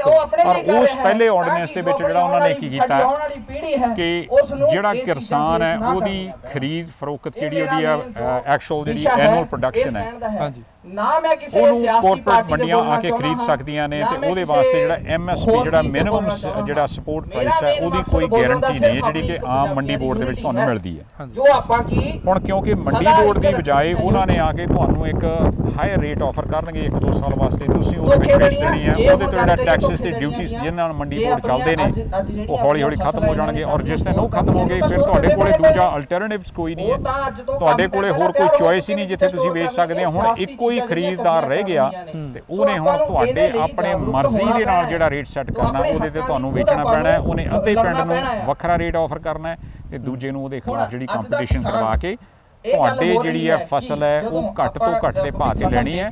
ਔਰ ਇਹਦਾ ਨਤੀਜਾ ਜਿਹੜਾ ਬਿਹਾਰ ਦੇ ਵਿੱਚ ਤੁਸੀਂ ਦੇਖ ਹੀ ਰਹੇ ਹੋ ਕਿ ਉੱਥੇ ਆ ਕੁਝ ਦਿਨ ਪਹਿਲਾਂ ਹੀ ਉੱਥੇ ਜਿਹੜੀ ਮੱਕੀ ਦੀ ਹੈ ਖਰੀਦ ਫਰੋਖਤ ਹੈ ਉਹ 1845 ਰੁਪਏ ਕੁਇੰਟਲ ਤੇ ਐਕਸਪੈਕਟ ਕੀਤੀ ਜਾ ਰਹੀ ਸੀ, ਪਰ ਲੇਕਿਨ ਜਿਹੜੀ ਹੈ ਮੰਡੀ ਬੋਰਡ ਦੇ ਖਤਮ ਹੋਣ ਕਰਕੇ ਉੱਥੇ ਜਿਹੜੇ ਕੋਰਪੋਰੇਟ ਬਾਡੀਜ਼ ਨੇ ਉਹਨਾਂ ਨੇ ਗਵਰਨਮੈਂਟ ਤੋਂ ਪਰਮਿਸ਼ਨ ਲੈ ਲਈ 5 ਲੱਖ ਮੈਟ੍ਰਿਕ ਟਨ ਜਿਹੜੀ ਹੈ ਮੱਕੀ ਇੰਪੋਰਟ ਕਰਨ ਦੀ ਔਰ ਉਹ ਜਿਹੜੀ ਉਹਨਾਂ ਨੂੰ 1060 ਰੁਪਏ ਤੇ ਮਿਲ ਰਹੀ ਹੈ, ਜਦੋਂ ਕਿ ਕਿਸਾਨ ਦੀ ਪ੍ਰੋਡਕਸ਼ਨ ਦਾ ਖਰਚਾ 1213 ਰੁਪਏ ਪਰ ਕੁਇੰਟਲ ਹੈ। ਉਹਨਾਂ ਨੂੰ ਹੁਣ ਮਜਬੂਰਨ ਆਪਣੇ ਖਰਚੇ ਤੋਂ ਘੱਟ ਮੁੱਲ ਦੇ ਵੇਚਣੀ ਪੈ ਰਹੀ ਹੈ। ਸੋ ਇੱਕ ਤਾਂ ਜਿਹੜਾ ਇਹਦਾ ਇਹ ਹੈ ਔਰ ਦੂਸਰਾ ਕਿ ਅੱਗੇ ਮੰਡੀ ਬੋਰਡ ਦੇ ਵਿੱਚ ਕਿਸਾਨ ਦੇ ਨਾਲ ਜੇ ਕੋਈ ਧੱਕਾ ਹੁੰਦਾ ਤੇ ਉਹਦੇ ਵਾਸਤੇ ਜਿਹੜਾ ਉਹਨਾਂ ਕੋਲੇ ਇੱਕ ਸਿਸਟਮ ਇਨ ਪਲੇਸ ਹੈਗਾ, ਮੰਡੀ ਬੋਰਡ ਦੇ ਵਿੱਚ ਉਹਦੀ ਰੈਪਰੈਜ਼ੈਂਟੇਸ਼ਨ ਹੈਗੀ ਆ, ਉੱਥੇ ਨੁਮਾਇੰਦੇ ਨੇ, ਉਹ ਅਦਾਲਤ ਤੱਕ ਜਾ ਸਕਦਾ। ਲੇਕਿਨ ਉਹਨਾਂ ਨੇ ਇਹ ਹੱਕ ਜਿਹੜਾ ਪਹਿਲੇ ਆਰਡੀਨੈਂਸ ਨੂੰ ਪਾਸ ਕਰਕੇ ਕਿਸਾਨ ਤੋਂ ਖੋਹ ਲਿਆ, ਕਿਉਂਕਿ ਆਰਬਿਟ੍ਰੇਸ਼ਨ ਦੇ ਨਾਲ ਹੀ ਮਿਲ ਸਕਦਾ। ਆਰਬਿਟ੍ਰੇਸ਼ਨ ਜਿਹੜੀ ਬਿਊਰੋਕਰੇਟਸੀ ਹੈ, ਬਿਊਰੋਕਰੇਟਸ ਗਵਰਨਮੈਂਟ ਸਥਾਪਿਤ ਕਰਦੀ ਹੈ ਤੇ ਜੇ ਬਿਊਰੋਕਰੇਟ ਗਵਰਨਮੈਂਟ ਸਥਾਪਿਤ ਕਰਦੀ ਹੈ ਤੇ ਗਵਰਨਮੈਂਟ ਨੂੰ ਫੰਡਿੰਗ ਜਿਹੜੀ ਹੈ ਡੋਨੇਸ਼ਨਸ ਹੈ, ਪੋਲੀਟੀਕਲ ਕੰਟਰੀਬਿਊਸ਼ਨਸ ਦਿੰਦੀਆਂ ਨੇ ਜਿਹੜੀਆਂ ਕੋਰਪੋਰੇਟ ਬਾਡੀਜ਼ ਦਿੰਦੀਆਂ ਨੇ। ਸੋ ਅਸਲੀ ਮਾਣਿਆਂ ਦੇ ਵਿੱਚ ਜਿਹੜਾ ਕੋਰਪੋਰੇਟ ਬਾਡੀ ਦਾ ਏਜੰਡਾ ਹੀ ਇੱਕ ਤਰੀਕੇ ਦੇ ਨਾਲ ਉਹਨਾਂ ਨੇ ਪੇਸ਼ ਕਰ ਦਿੱਤਾ, ਉਹਨਾਂ ਨੂੰ ਖੁੱਲ੍ਹਾ ਹੱਕ ਦੇ ਦਿੱਤਾ ਇੱਕ ਸ਼ੋਸ਼ਣ। ਗਰੇਵਾਲ ਸਾਹਿਬ ਤੁਸੀਂ ਬਹੁਤ ਵਧੀਆ ਚਾਨਣਾ ਪਾਇਆ ਵੀ ਕਿਵੇਂ ਇਹ ਸਾਰਾ ਜਿਹੜਾ ਕਾਰਪੋਰੇਟ ਘਰਾਣਿਆਂ ਵੱਲੋਂ ਖੇਡੀ ਗਈ ਰਾਜਨੀਤਿਕ ਸਾਜ਼ਿਸ਼ ਹੈ ਜਿਹਦੇ ਤਹਿਤ ਉਹ ਕਿਸਾਨੀ ਨੂੰ ਢਾਹ ਲਾਉਣ ਦੀ ਕੋਸ਼ਿਸ਼ ਕਰਦੇ ਨੇ। ਪਰ ਇੱਥੇ ਐਡਮਿੰਟਨ ਸ਼ਹਿਰ ਵਿੱਚ ਕੈਨੇਡਾ ਵਿੱਚ ਅਸੀਂ ਇੱਥੇ ਭਾਰੀ ਗਿਣਤੀ ਵਿੱਚ ਇੱਥੇ ਅਸੀਂ ਕੀ ਦਬਾਅ ਪਾ ਸਕਦੇ ਹਾਂ ਸਰਕਾਰਾਂ ਦੇ ਉੱਪਰ ਕਿ ਇਹੋ ਜਿਹੇ ਜਿਹੜੇ ਕਾਲੇ ਕਾਨੂੰਨ ਸੋ ਮੇਰੇ ਕਹਿਣ ਦਾ ਮੇਨ ਮਕਸਦ ਇੱਕ ਤਾਂ ਪਹਿਲਾਂ ਵੀ ਇੱਥੇ ਸਾਡਾ ਇਕੱਠੇ ਹੋਣ ਦਾ ਇਹ ਨਹੀਂ ਕਿ ਅਸੀਂ ਉਹਨਾਂ ਦੇ ਦਬਾਅ ਪਾਉਣ ਵਾਸਤੇ, ਇੱਥੇ ਅਸੀਂ ਆਪਣੇ ਹੱਕਾਂ ਤੇ ਜਿਹੜਾ ਡਾਕਾ ਪਿਆ, ਜਿਹੜੇ NRIs ਨੇ ਚਾਹੇ ਕੈਨੇਡਾ ਅਮਰੀਕਾ ਕਿਸੇ ਵੀ ਮੁਲਕ ਦੇ ਵਿੱਚ ਬੈਠੇ ਹੋ, ਜਿਹੜੀਆਂ ਤੁਹਾਡੀਆਂ ਜੱਦੀ ਜ਼ਮੀਨ ਜਾਇਦਾਦਾਂ ਨੇ ਹਿੰਦੁਸਤਾਨ ਦੇ ਵਿੱਚ ਪਈਆਂ ਨੇ, ਜਿਹੜੇ ਆਰਡੀਨੈਂਸ ਪਾਸ ਕੀਤੇ ਨੇ ਉਹ ਕੰਟਰੈਕਟ ਦੀ ਖੇਤੀ ਦੇ ਨਾਲ, ਜੇ ਤੁਸੀਂ ਉਹਨਾਂ ਨੂੰ ਗਹਿਣੇ ਦਿੱਤੀਆਂ ਜਾਂ ਠੇਕੇ ਤੇ ਦਿੱਤੀਆਂ, ਉਹਨਾਂ ਤੇ ਕੋਈ ਵੀ ਕਾਰਪੋਰੇਟ ਬਾਡੀ ਆ ਕੇ ਜਿਨ੍ਹਾਂ ਨੂੰ ਤੁਸੀਂ ਠੇਕੇ ਤੇ ਦੇ ਦਿੱਤੀਆਂ, ਕੰਟਰੈਕਟ ਖੇਤੀ ਦਾ ਕੰਟਰੈਕਟ ਸਾਈਨ ਕਰ ਲਿਆ, ਉਹ ਆ ਕੇ ਉਹਦੇ ਤੇ ਜੋ ਮਰਜ਼ੀ ਕਰਜ਼ਾ ਚੱਕ ਸਕਦੀਆਂ ਨੇ। ਤੇ ਮੰਨ ਲਓ ਵੀ ਤੁਹਾਡਾ 10-20 ਲੱਖ ਦਾ ਕਿੱਲਾ ਆ ਤੇ ਉਹਨਾਂ ਨੇ ਅੱਜ ਉਹਦੇ 15 ਲੱਖ ਦਾ ਕਿੱਲੇ ਦਾ ਜਿਹੜਾ ਉਹਦੇ ਤੇ ਏਕੜ ਦਾ ਲੋਨ ਚੱਕ ਲਿਆ। ਹੁਣ ਉਹ ਜ਼ਿੰਮੇਵਾਰੀ ਉਹਨਾਂ ਦੀ ਰੀਪੇਮੈਂਟ ਦੀ ਜ਼ਿੰਮੇਵਾਰੀ ਉਹਨਾਂ ਦੀ ਨਹੀਂ ਹੈ, ਉਹ ਜ਼ਿੰਮੇਵਾਰੀ ਕਿਸਾਨ ਦੀ ਹੈ ਜਿਹਦੀ ਉਹ ਓਰੀਜਨਲ ਜ਼ਮੀਨ ਹੈ। ਸੋ ਸਾਡੀਆਂ ਜ਼ਮੀਨਾਂ ਉੱਥੇ ਹਨ, ਸਾਡੀਆਂ ਜੱਦੀ ਜਿਹੜੀਆਂ ਜ਼ਮੀਨ ਜਾਇਦਾਦਾਂ ਉੱਥੇ ਹਨ, ਉਹਨਾਂ ਨੂੰ ਇਸ ਤੋਂ ਖਤਰਾ ਪੈਦਾ ਹੋ। ਬਿਲਕੁਲ। ਸੋ ਇਸ ਕਰਕੇ ਸਾਡਾ ਫਰਜ਼ ਬਣਦਾ ਉਹਨਾਂ ਦੀ ਸਪੋਰਟ ਦੀ। ਨੰਬਰ 2 ਹੈ ਵੀ ਜਦੋਂ ਅਸੀਂ ਆਪਣੇ ਤੌਰ ਤੇ ਉੱਥੋਂ ਦੇ ਕਿਸਾਨ ਕੋਲ ਇੰਨਾ ਸਮਾਂ ਨਹੀਂ ਹੈ ਕਿ ਉਹ ਆ ਕੇ ਜਾ ਕੇ ਪੜ੍ਹ ਕੇ ਤੇ ਉਹਨੂੰ ਜਾ ਕੇ ਸਮਝ ਕੇ ਜਾਂ ਉਹਦੇ ਨੂੰ ਆਰਗੇਨਾਈਜ਼ ਕਰ ਸਕੇ। ਸਾਡੇ ਕੋਲ ਸਮਾਂ, ਅਸੀਂ ਇੱਥੋਂ ਆ ਕੇ ਉਹਨੂੰ ਆਰਗੇਨਾਈਜ਼ ਕਰਨਾ ਚਾਹੁੰਦੇ ਹਾਂ ਤਾਂ ਕਿ ਉਹਨਾਂ ਨੂੰ ਇੱਕ ਸਪੋਰਟ ਵੀ ਮਿਲੇ ਕਿ ਵੀ ਅਸੀਂ ਉਹਨਾਂ ਦੇ ਨਾਲ ਆ। ਨੰਬਰ 2 ਹੈ ਵੀ ਅਸੀਂ ਇੱਥੋਂ ਲਾਮਬੰਦ ਕਰਕੇ ਕੈਨੇਡਾ ਦੀ ਸਰਕਾਰ ਨੂੰ ਵੀ ਜਾਂ ਉੱਥੋਂ ਦੇ ਸਾਡੇ ਜਿਹੜੇ ਨੁਮਾਇੰਦੇ ਨੇ ਉਹਨਾਂ ਤੱਕ ਆਪਣੀ ਆਵਾਜ਼ ਪਹੁੰਚਾਉਣੀ ਚਾਹੁੰਦੇ ਤਾਂ ਕਿ ਕੈਨੇਡਾ ਦੀ ਸਰਕਾਰ ਵੀ ਸਾਡੀ ਨੁਮਾਇੰਦਗੀ ਕਰਦੀ ਹੋਈ ਕਿ ਐਜ਼ ਅ ਕੈਨੇਡੀਅਨ ਸਿਟੀਜ਼ਨ ਸਾਡੇ ਹੱਕਾਂ ਨੂੰ ਬਚਾਉਣ ਦੀ ਖਾਤਰ ਉਹ ਉੱਥੇ ਹਿੰਦੁਸਤਾਨ ਦੀ ਸਰਕਾਰ ਤੇ ਵੀ ਜਿਹੜਾ ਆਪਣਾ ਕੋਈ ਦਬਾਅ ਪਾ ਸਕਦੀ ਹੈ, ਪਾਉਣਾ ਉਹਦਾ ਬਣਦਾ ਔਰ ਕਰੇ। ਡਿਪਲੋਮੈਟਿਕ ਜਿਹੜਾ ਦਬਾਅ ਆ ਉਹਨੂੰ ਕੀਤਾ ਜਾ ਸਕਦਾ। ਉਹਦੇ ਇਕੱਲੇ ਡਿਪਲੋਮੈਟਿਕ ਨਹੀਂ ਹੁੰਦੇਗੇ। ਜੇ ਹੁਣ ਸਾਡੇ ਕੈਨੇਡੀਅਨ ਸਿਟੀਜ਼ਨਸ ਨੇ ਉਹਨਾਂ ਦੇ ਜਿਹੜੇ ਹੱਕ ਨੇ, ਉਹਨਾਂ ਦੀਆਂ ਜਾਇਦਾਦਾਂ ਖਤਰੇ 'ਚ ਹੋ ਜਾਂਦੀਆਂ ਨੇ, ਤਾਂ ਮੈਂ ਸਮਝਦਾ ਕੈਨੇਡੀਅਨ ਗਵਰਨਮੈਂਟ ਕੋਲੇ ਇੱਦਾਂ ਦੀਆਂ ਸੈਂਕਸ਼ਨਸ ਦੀ ਵੀ ਜਿਹੜੀ ਹੈਗੀ ਆ ਪੋਸਿਬਿਲਿਟੀਜ਼ ਹੈਗੀ ਆ, ਜਾਂ ਜਿਹੜਾ ਹੋਰ ਕੋਈ ਟ੍ਰੇਡ ਵਗੈਰਾ ਕਰਨਾ ਹੈ ਤੇ ਉਹ ਜਿਹੜਾ ਉੱਥੇ ਟ੍ਰੇਡ ਦਾ ਹੀ ਜਿਹੜੀਆਂ ਉੱਥੇ ਟੈਰਿਫਸ ਲਾਏ ਜਾ ਸਕਦੇ ਆ, ਕਿਉਂਕਿ ਜੇ ਉਹ ਕਾਰਪੋਰੇਟ ਬਾਡੀਜ਼ ਬਣੀਆਂ ਜਿਹੜੀਆਂ ਕਿਸਾਨਾਂ ਦੀ ਐਕਸਪਲੋਇਟੇਸ਼ਨ ਦੇ ਨਾਲ ਫਸਲਾਂ ਐਕਸਪੋਰਟ ਕਰਨ ਦੀ ਕੋਸ਼ਿਸ਼ ਕੀਤੀ ਜਾਵੇ ਤਾਂ ਉਹਦੇ ਤੇ ਟੈਰਿਫਸ ਲਾਏ ਜਾ ਸਕਦੇ ਨੇ। ਬੜਾ ਕੁਝ ਜਿਹੜਾ ਕਰ ਸਕਦੇ ਨੇ ਸਾਡੇ ਇੱਥੇ ਕੈਨੇਡੀਅਨ ਸਿਟੀਜ਼ਨ ਦੇ ਹੱਕਾਂ ਨੂੰ ਬਚਾਉਣ ਵਾਸਤੇ। ਔਰ ਨਾਲ ਦੀ ਨਾਲ ਜਿਹੜੀ ਕੰਟਰੈਕਟ ਖੇਤੀ ਆ ਵੀ ਇਹਦੇ ਨਾਲ ਜਿਹੜੇ ਸਾਡੇ ਹੱਕ ਹਕੂਕ ਨੇ, ਸਾਡੀਆਂ ਜ਼ਮੀਨਾਂ ਜਿਹੜੀਆਂ ਖਤਰੇ 'ਚ ਪੈ ਜਾਂਦੀਆਂ ਨੇ, ਉਹਨੂੰ ਬਚਾਉਣ ਵਾਸਤੇ ਉਹਨਾਂ ਤੇ ਦਬਾਅ ਪਾਇਆ ਜਾ ਸਕਦਾ। ਗਰੇਵਾਲ ਸਾਹਿਬ, ਕੋਈ ਸਰਕਾਰੀ ਨੁਮਾਇੰਦਿਆਂ ਨੂੰ ਅੱਜ ਕੋਈ ਮੈਮੋਰੈਂਡਮ ਵਗੈਰਾ ਵੀ ਦੇ ਰਹੇ ਆਪਣੀਆਂ ਜੋ ਤੁਹਾਡੇ ਮਨ ਦੀਆਂ ਇੱਛਾਵਾਂ ਨੇ? ਹਾਂਜੀ, ਅਸੀਂ 3 ਜਾਂ 4 ਤਿਆਰ ਕਰਕੇ ਲੈ ਕੇ ਆਏ ਹਾਂ। ਮੈਂਬਰ ਪਾਰਲੀਮੈਂਟ ਜਿਹੜੇ ਟਿਮੋਪਲ ਹੋਣਾ ਹੀ ਆ ਉੱਥੇ, ਇੱਥੇ ਤਾਂ ਨਹੀਂ ਪਰ ਉਹਨਾਂ ਤੱਕ ਪਹੁੰਚਦੇ ਤੱਕ ਕਰ ਦਿੱਤਾ ਜਾਵੇਗਾ। ਤੇ ਨਾਲ ਦੀ ਨਾਲ ਹੀ ਸਾਡੇ ਜਿਹੜੇ farmer cabinet minister Amarjit Singh Sohi ਨੇ, ਉਹਨਾਂ ਤੱਕ ਵੀ ਸਾਡਾ ਸੁਨੇਹਾ ਪਹੁੰਚਿਆ ਜਾਏਗਾ ਮੈਮੋਰੈਂਡਮ ਦੇ ਨਾਲ।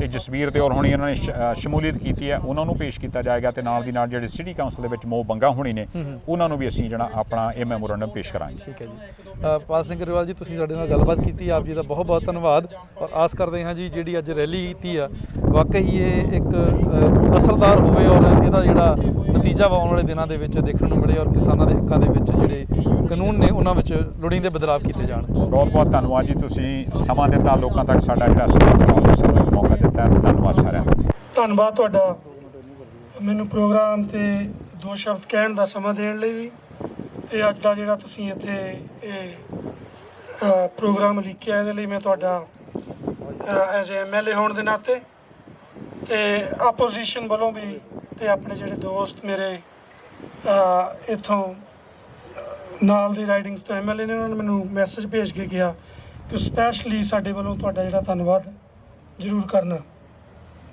ਜਦੋਂ ਅਸੀਂ ਹਿੰਦੁਸਤਾਨ ਦੇ ਵਿੱਚ ਆਪਣੀ ਹੋਂਦ ਤੇ ਆਪਣੀ ਹਸਤੀ ਬਚਾਉਣ ਲਈ ਜਦੋਜਹਿਦ ਕਰ ਰਿਹਾ, ਲੜ ਰਿਹਾ ਕਿਸਾਨਾਂ ਦੇ ਹੱਕ ਵਿੱਚ ਇਕਜੁੱਟਤਾ ਪ੍ਰਗਟਾਉਣ ਲਈ ਇੱਥੇ ਇਕੱਠੇ ਹੋਏ ਹਾਂ, ਤੇ ਮੈਂ ਸਮਝਦਾ ਕਿ ਬਹੁਤ ਹੀ ਜ਼ਰੂਰੀ ਆ ਕਿ ਮੈਂ ਜਿਹੜੇ ਆਪਣੇ 2 ਸ਼ਬਦ ਕਹਿਣ ਤੋਂ ਪਹਿਲਾਂ ਇਸ ਗੱਲ ਨੂੰ ਯਾਦ ਕਰਾਂ, ਦੁਹਰਾਵਾਂ ਕਿ ਅੱਜ ਦਾ ਜਿਹੜਾ ਇਹ ਇਕੱਠ ਹੈ ਇਹ ਜਿਹੜੀ ਟ੍ਰੈਡੀਸ਼ਨਲ ਟੈਰੀਟਰੀ Treaty 6 ਦੀ ਆ, ਇਹ ਉਹਦੇ ਵਿੱਚ ਆਪਾਂ ਜੁੜੇ ਹੋਏ ਆ। ਤੇ ਜਿਹੜੇ ਇੱਥੇ ਦੇ ਮੇਟਿਸ ਲੋਕ ਨੇ ਉਹ ਇਸ ਧਰਤੀ ਦੇ ਨਾਲ ਉਹਨਾਂ ਦਾ ਬਹੁਤ ਹੀ ਡੂੰਘਾ ਸੰਬੰਧ ਹੈ ਤੇ ਉਹਨੂੰ ਯਾਦ ਕਰਨਾ ਮੈਂ ਸਮਝਦਾ ਬਹੁਤ ਜ਼ਰੂਰੀ ਆ, ਕਿਉਂਕਿ ਇੱਥੇ ਦੇ ਲੋਕਾਂ ਨੇ ਵੀ ਇਸ ਕਿਸਮ ਦੀ ਧੱਕੇਸ਼ਾਹੀ ਜਿਹੜੀ ਆ ਉਹ ਸਫ਼ਰ ਕੀਤੀ ਆ, ਉਹਦੇ ਸਿੱਟੇ ਸਾਡੇ ਸਾਹਮਣੇ ਆ। ਉਹਨਾਂ ਸਿੱਟਿਆਂ ਨੂੰ ਦੇਖਦਿਆਂ ਹੋਇਆਂ ਅਸੀਂ ਆਪਣੇ ਭਰਾਵਾਂ ਪ੍ਰਤੀ ਜੋ ਹਿੰਦੁਸਤਾਨ ਦੇ ਵਿੱਚ ਇਸ ਵੇਲੇ ਲੜ ਰਹੇ ਨੇ ਉਹਨਾਂ ਦੇ ਪ੍ਰਤੀ ਬਹੁਤ ਫਿਕਰਮੰਦ ਆ ਕਿ ਅਸੀਂ ਅਜਿਹਾ ਕੋਈ ਹੋਰ ਦੌਰ ਦੁਬਾਰਾ ਦੇਖਣਾ ਨਹੀਂ ਚਾਹੁੰਦੇ। ਇਸ ਦੇ ਨਾਲ ਹੀ ਬਹੁਤ ਸਾਰੇ ਬੁਲਾਰਿਆਂ ਨੇ ਗੱਲ ਕਲੀਅਰ ਕੀਤੀ ਆ। ਮੈਂ ਸਮਝਦਾ ਕਿ ਜੇ ਤੁਸੀਂ ਕਿਸੇ ਸਮੱਸਿਆ ਦਾ ਹੱਲ ਲੱਭਣਾ ਹੈ, ਜੇ ਅਸੀਂ ਇਕੱਠੇ ਹੋ ਕੇ ਉਹਦੇ ਖਿਲਾਫ ਲੜ ਰਹੇ ਹਾਂ, ਤੇ ਉਹਦਾ ਰੂਟ ਕਾਜ਼ ਜਿਹੜਾ ਉਹਨੂੰ ਸਮਝਣ ਦੀ ਬਹੁਤ ਲੋੜ ਹੈ। ਇਹ ਜਿਹੜੇ ਬਿੱਲ ਹਿੰਦੁਸਤਾਨ 'ਚ ਪੇਸ਼ ਕੀਤੇ ਗਏ ਨੇ, ਇਹ ਜਿਹੜਾ ਇਸ਼ੂ ਆ, ਇਹ ਕਾਰਪੋਰੇਟ ਏਜੰਡਾ, ਇਹ ਪੂਰੇ ਵਰਲਡ ਦੇ ਉੱਤੇ ਵੱਖਰੇ ਵੱਖਰੇ ਢੰਗਾਂ ਦੇ ਨਾਲ ਲਾਗੂ ਹੋ ਰਿਹਾ। ਮੈਂ ਇਹਨੂੰ ਪੋਲੀਟੀਕਲ ਸਪੀਚ ਬਣਾਉਣ ਦੀ ਕੋਸ਼ਿਸ਼ ਨਹੀਂ ਕਰਾਂਗਾ। ਮੈਂ ਇਹ ਕਹਿਣਾ ਚਾਹੁੰਦਾ, ਜਿਸ ਧਰਤੀ ਤੇ ਅੱਜ ਖੜੇ ਆ, ਇੱਥੇ ਵੀ ਕਿਸਾਨਾਂ ਦੀ ਹਾਲਤ ਇੱਦਾਂ ਦੀ ਆ ਕਿ ਜੇ ਤੁਸੀਂ ਫਾਰਮ 'ਚ ਕੰਮ ਕਰਨਾ ਤੇ ਤੁਹਾਨੂੰ ਮਿਨੀਮਮ ਵੇਜ ਦੇਣ ਦੀ ਲੋੜ ਨਹੀਂ। ਕਿ ਸਮਝਦੇ ਆ ਕਿ ਜਿਹੜੀ ਫਾਰਮਿੰਗ ਆ ਉਹ ਅਫੋਰਡ ਨਹੀਂ ਕਰਦੀ ਮਿਨੀਮਮ ਵੇਜ। ਜੇ ਕਿਤੇ ਵਰਕਰ ਨੇ ਫਾਰਮ ਤੇ ਕੰਮ ਕਰਨਾ, ਮੈਂ ਅਲਬਰਟਾ ਦੀ ਗੱਲ ਕਰ ਰਿਹਾ, ਤੇ ਉਹਨੂੰ WCB ਦੇ ਜਿਹੜੇ ਹੱਕ ਨਹੀਂ ਮਿਲਦੇ ਕਿ ਜੇ ਕੱਲ੍ਹ ਨੂੰ ਉਹਨੂੰ ਇੰਜਰੀ ਹੋ ਜਾਂਦੀ ਆ ਤੇ ਉਹਦਾ ਕੋਈ ਵਾਲੀ ਵਾਰਸ ਨਹੀਂ। ਇੱਥੇ ਵੀ ਲੜਾਈ ਉੱਦਾਂ ਦੀ ਆ ਜਿਹੋ ਜਿਹੀ ਹਿੰਦੁਸਤਾਨ ਜਿਹੜੇ ਸਾਡੇ ਭਰਾ ਨੇ ਜਿਹੜੀ ਹਾਲਤ ਦੇ ਵਿੱਚ ਉਹ ਲੜ ਰਹੇ ਨੇ। ਚਾਹੇ ਮੇਰੇ ਦੋਸਤਾਂ ਨੇ ਐਜੂਕੇਸ਼ਨ ਦੀ ਗੱਲ ਕੀਤੀ ਆ, ਚਾਹੇ ਹੈਲਥ ਕੇਅਰ ਦੀ ਗੱਲ ਕੀਤੀ ਆ। ਇਹਦੇ ਤੋਂ ਪਹਿਲਾਂ ਹਿੰਦੁਸਤਾਨ ਦੇ ਵਿੱਚ ਲੇਬਰ ਲਾ ਪਾਸ ਕੀਤਾ ਗਿਆ 2 ਵੀਕ ਪਹਿਲਾਂ, ਕਿਸਾਨੀ ਦੇ ਬਿੱਲ ਪਾਸ ਕਰਨ ਤੋਂ 2 ਵੀਕ ਪਹਿਲਾਂ। ਇਹ ਬਿੱਲ ਸਾਈਮਲਟੇਨੀਅਸਲੀ ਇੱਕੋ ਸਮੇਂ ਇੱਥੇ ਵੀ ਪਾਸ ਕੀਤੇ ਗਏ ਨੇ। ਮੈਂ ਸਮਝਦਾ ਕਿ ਜੇ ਅਸੀਂ ਇਹਨਾਂ ਦਾ ਹੱਲ ਚਾਹੁੰਦੇ ਹਾਂ, ਜੇ ਅਸੀਂ ਚਾਹੁੰਦੇ ਹਾਂ ਕਿ ਉਹ ਧਰਤੀ ਜਿੱਥੇ ਅਸੀਂ ਜਨਮ ਲਿਆ, ਜਿੱਥੋਂ ਅਸੀਂ ਆਏ ਹਾਂ, ਜਿੱਥੇ ਸਾਡੀਆਂ ਭਾਵਨਾਵਾਂ ਵੀ ਜੁੜੀਆਂ ਹੋਈਆਂ, ਜੇ ਅਸੀਂ ਪਰਿਵਾਰਾਂ ਲਈ, ਆਪਣੇ ਰਿਸ਼ਤੇਦਾਰਾਂ ਲਈ, ਆਪਣੇ ਭਰਾਵਾਂ ਲਈ ਲੜਨਾ ਚਾਹੁੰਦੇ ਹਾਂ, ਉਹਨਾਂ ਦੀ ਚੰਗੀ ਜ਼ਿੰਦਗੀ ਦੀ ਕਾਮਨਾ ਕਰਦੇ ਹਾਂ, ਤੇ ਤੁਹਾਨੂੰ ਇਸ ਧਰਤੀ 'ਤੇ ਵੀ ਆਪਣੇ ਹੱਕਾਂ ਲਈ, ਆਪਣੇ ਭਵਿੱਖ ਲਈ ਇਸੇ ਤਰ੍ਹਾਂ ਚੌਕਸੀ ਦੇ ਨਾਲ ਹਿੱਸਾ ਲੈਂਦਿਆਂ ਹੋਇਆਂ ਇੱਥੇ ਤੁਹਾਨੂੰ ਹਿੱਸਾ ਲੈਣਾ ਪਊਗਾ, ਲੜਨਾ ਪਊਗਾ, ਆਪਣੇ ਹੱਕਾਂ ਨੂੰ ਡਿਫੈਂਡ ਕਰਨਾ ਪਊਗਾ। ਇੱਕ ਵਾਰੀ ਫੇਰ ਮੈਂ ਤੁਹਾਨੂੰ ਆਪਣੇ ਵੱਲੋਂ, ਆਪਣੀ ਪਾਰਟੀ ਵੱਲੋਂ ਇਹੋ ਆਸ ਸਹਿਯੋਗ ਦਾ ਵੀ ਜਿੱਥੇ ਮੈਂ ਵਾਅਦਾ ਕਰਦਾ, ਉੱਥੇ ਤੁਹਾਨੂੰ ਮੈਂ ਆਸ ਦਿਵਾਉਣਾ ਕਿ ਐਜ਼ ਲੈਜਿਸਲੇਟਰ ਮੈਂ ਤੁਹਾਡਾ ਇਹ ਮੈਸੇਜ ਜਦੋਂ ਸਾਡਾ ਸੈਸ਼ਨ ਸ਼ੁਰੂ ਹੋਊਗਾ ਉੱਥੇ ਜ਼ਰੂਰ ਲੈ ਕੇ ਜਾਊਂਗਾ। ਇੱਕ ਵਾਰੀ ਫਿਰ ਮੈਨੂੰ ਸਮਾਂ ਦੇਣ ਦਾ ਬਹੁਤ ਬਹੁਤ ਧੰਨਵਾਦ। ਅਸੀਂ ਉਹਨਾਂ ਕਿਸਾਨ ਵੀਰਾਂ ਨੂੰ ਜਿਨ੍ਹਾਂ ਕਿ ਅਸੀਂ ਬਚਪਨ ਦੇ ਸੁਣਦੇ ਆਏ ਹਾਂ, ਸਾਡੇ ਕੋਲ ਇੱਕ ਨਾਰਾ ਸੀ ਜੈ ਜਵਾਨ ਜੈ ਕਿਸਾਨ, ਉਹ ਵਾਲਾ ਇੱਕ ਸਾਡੇ ਬਚਪਨ ਤੋਂ ਸਾਡੇ ਦਿਮਾਗ ਦੇ ਵਿੱਚ ਛਾਇਆ ਹੋਇਆ ਹੈ ਕਿ ਜਿਸ ਤਰ੍ਹਾਂ ਇੱਕ ਕਿਸਾਨ ਆਪਣੀ ਹੱਕ ਹਲਾਲ ਦੀ ਕਮਾਈ, ਆਪਣਾ ਖੂਨ ਪਸੀਨਾ ਬਹਾ ਕੇ ਉਹ ਫਸਲ ਉਗਾਉਂਦਾ ਹੈ, ਤੇ ਅਸੀਂ ਉਸ ਫਸਲ ਨੂੰ ਆਪਣੇ ਘਰ ਬੈਠੇ ਇੱਕ ਰੋਟੀ ਪਰਾਂਠਿਆਂ ਦੇ ਰੂਪ ਦੇ ਵਿੱਚ ਅਸੀਂ ਉਹਨੂੰ ਆਨੰਦ ਮਾਣਦੇ ਹਾਂ। ਉਹ ਸਬਜ਼ੀਆਂ ਖਾਂਦੇ ਹਾਂ, ਉਹ ਫਲ ਫਰੂਟ ਖਾਂਦੇ ਹਾਂ ਜਿਹੜੇ ਆਪਣੀ ਮਿਹਨਤ ਨਾਲ ਕਮਾਉਂਦਾ ਹੈ। ਅਸੀਂ ਅੱਜ ਉਸ ਕਿਸਾਨ ਦੇ ਬਾਰੇ ਗੱਲ ਕਰਨ ਆਏ ਹਾਂ। ਅਗਰ ਉਸ ਕਿਸਾਨ ਨੂੰ ਆਪਣਾ ਹੱਕ ਨਹੀਂ ਮਿਲਦਾ, ਉਹਨੂੰ ਆਪਣੇ ਖੂਨ ਪਸੀਨੇ ਦੀ ਇੱਕ ਇੱਕ ਬੂੰਦ ਦਾ ਪਾਈ ਦਾ ਹਿਸਾਬ ਨਹੀਂ ਮਿਲਦਾ, ਤੇ ਅਸੀਂ ਅੱਜ ਉਹਨਾਂ ਵਾਅਦਾ ਕਰਦੇ ਹਾਂ, ਪ੍ਰੋਮਿਸ ਕਰਦੇ ਹਾਂ ਕਿ ਜੇ ਸਾਡੇ ਪ੍ਰਧਾਨ ਮੰਤਰੀ ਉਹਨਾਂ ਦੇ ਅਗੇਂਸਟ ਜਿਹੜੇ ਕਿ ਇੰਨਾ ਵੱਡਾ ਦੇਸ਼ ਚਲਾਉਂਦੇ ਆ, ਕੋਈ ਵੀ ਐਸਾ ਬਿੱਲ ਪਾਸ ਕਰਦੇ ਆ ਜਿਹੜੇ ਕਿ ਇੰਨੇ ਸਮਝਦਾਰ ਹੋਣ ਦੇ ਬਾਵਜੂਦ ਅਗਰ ਕੋਈ ਇੱਦਾਂ ਦਾ ਕੰਮ ਕਰਦੇ ਆ, ਤੇ ਅਸੀਂ ਆਪਣੇ ਕਿਸਾਨ ਵੀਰਾਂ ਨੂੰ ਦੱਸਣਾ ਚਾਹੁੰਦੇ ਆ ਕਿ ਅਸੀਂ ਉਹਨਾਂ ਦੇ ਨਾਲ ਆ, ਅਸੀਂ ਉਹਨਾਂ ਦੇ ਹੱਕ ਦੇ ਵਿੱਚ ਖੜੇ ਆ। ਤੇ ਦੂਸਰਾ, ਇੱਕ ਕਿਸਾਨ ਦਾ ਕੋਈ ਧਰਮ ਨਹੀਂ ਹੁੰਦਾ, ਨਾ ਉਹ ਹਿੰਦੂ ਹੁੰਦਾ ਹੈ, ਨਾ ਉਹ ਮੁਸਲਮਾਨ ਹੁੰਦਾ ਹੈ, ਤੇ ਨਾ ਹੀ ਉਹ ਸਿੱਖ ਹੁੰਦਾ ਹੈ।